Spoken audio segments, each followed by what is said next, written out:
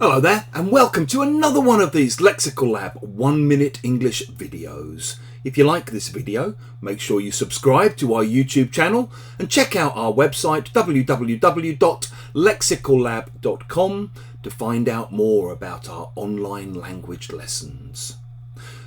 As some of you may know, my wife is originally from Indonesia, which means we eat a fair bit of Indonesian food in our house.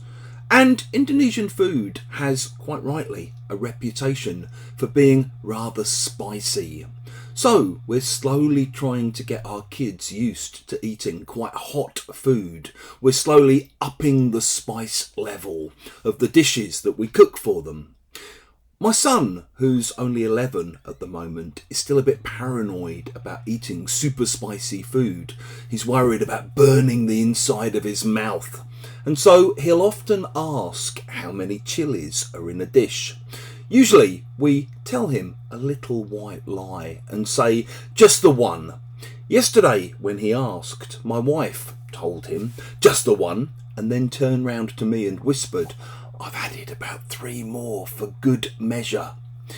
If something is done for good measure, it's done in addition to other things in order to make something complete or to make something better.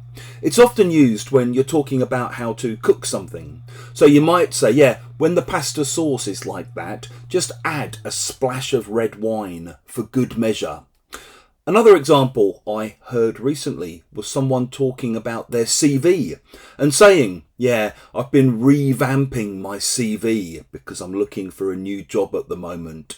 And I've added in all my qualifications and everything and my experience. And I added in my pronouns for good measure. You also often see it used with thrown in for good measure.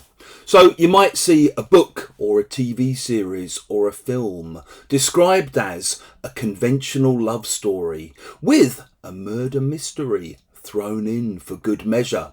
Or maybe if someone's talking about a gig or a concert they've been to, they might say, oh, it was amazing. The band played all of their old hits and then they had some new material thrown in for good measure. Or they played all the old faves with some new stuff thrown in for good measure. You do also sometimes see it used in a kind of ironic or sarcastic way. So you might read about Trump being prosecuted for lying, fraud, corruption, with a dose of treason thrown in for good measure. If you've enjoyed this video, please do click the like button.